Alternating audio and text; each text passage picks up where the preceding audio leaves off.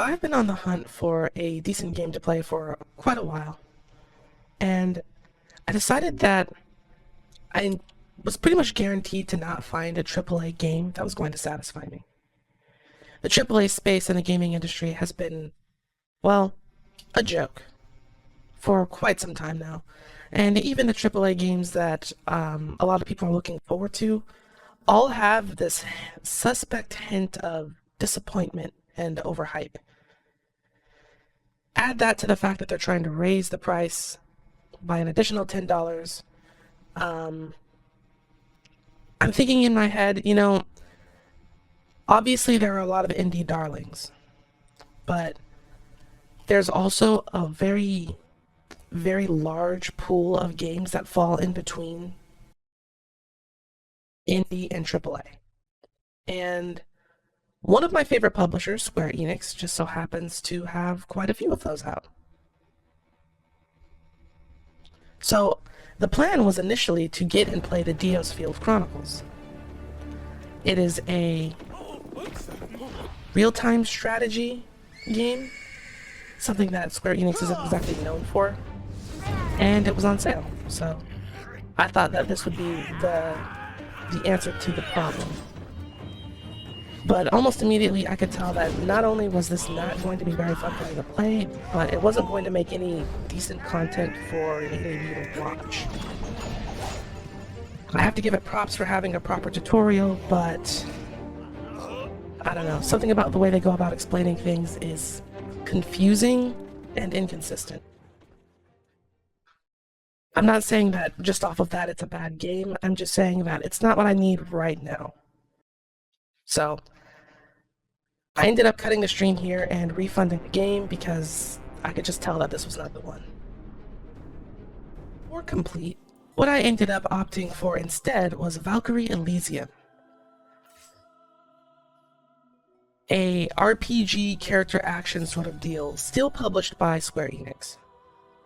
Now, I had actually wanted to play this when it first launched, but it had a lot of bad reviews and I didn't really want to take the risk.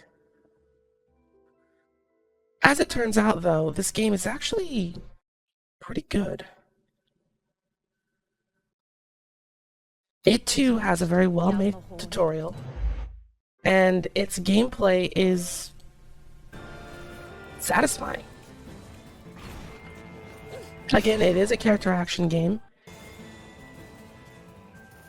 and while it's not quite as deep as Bayonetta or Devil May Cry, I was able to unlock several moves and kind of lab together combos that could be extended based off of positioning and, aerial attacks. As you unlock moves, it actually feels like your standard character action game, and you want to experiment and play around with that sort of thing. In addition, you have partners that you can summon to not only help you with movement and traversal, but also in combat.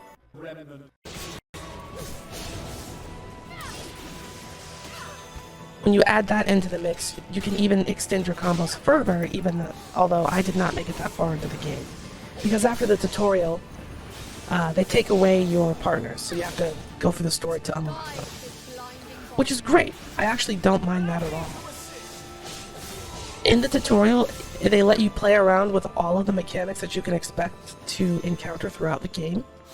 And when you're done with that, they allow you to naturally get accustomed to those moves and the levels that you go through. And to make it even more complete, as you're going through the missions, when you encounter things for the first time, a reminder will pop up under the assumption that you impatient ones probably skipped the tutorial. So no matter what, the game is constantly trying to inform you on what you're supposed to do, what is expected of you, and they do it in a way that doesn't seem so intrusive, which is very, very important. Big props.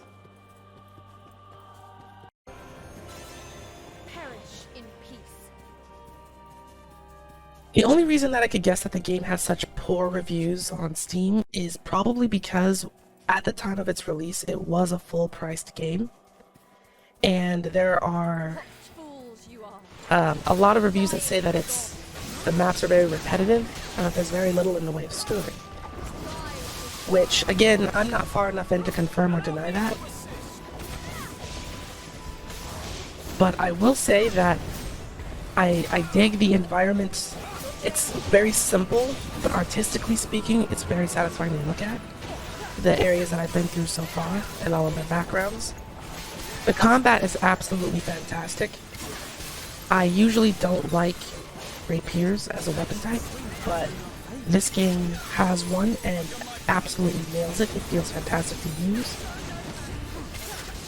And the more that I play, the more I'm thinking about what different moves I can use to extend combos and how I can use my allies that I summon to extend it even further and all of this good stuff. If you're a fan of like fighting games, or you're the type of person to spend a ton of time in the training room in Devil May Cry, or you'll really get a kick out of this. I also imagine that a lot of people were upset that this game isn't a traditional Valkyrie profile game. Valkyrie profile in the past was something that was kind of awesome, kind of niche, but still relatively popular. And I had a lot of people in the stream asking me, you know, does this take place between 1 and 2, or is it a prequel? And I didn't have anything to tell them. Odin doesn't even give this Valkyrie a name, as far as I know so far. This isn't so. I don't think that this game has any real connection to Valkyrie Elysium. It's probably more of a reboot or like a spiritual successor type of thing. And having that expectation of it being like the classic Valkyrie profile games on top of the $60 price set a lot of people off, I'm sure. It ran pretty good for me. It's got good options. And the only time that I really had any issues with the camera was when I was being a little bit overzealous. I was into it. I'm not going to lie. I hope it looks okay on your guys'. It wasn't the game giving me a bad camera angle. I was just trying to play faster than the game was made to go. And it didn't work out very well for me. So I had to slow my roll, and when I did that, everything looked and worked the way I think it's supposed to. I'm very much excited to play more of this, and yeah, if you can get this game on sale, I definitely recommend it. So far, $30 is exactly the sort of thing that I could recommend at that price point wise. It might even be worth the $60, but I'll probably let you know as I get further into the game. Don't quote me on that. Are you familiar with the Valkyrie Profile series at all? If so, let me know what you think down in the comments below.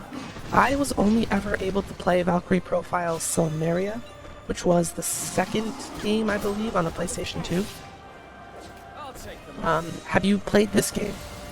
If so, let me know what you think of it. What are some of its flaws without spoilers?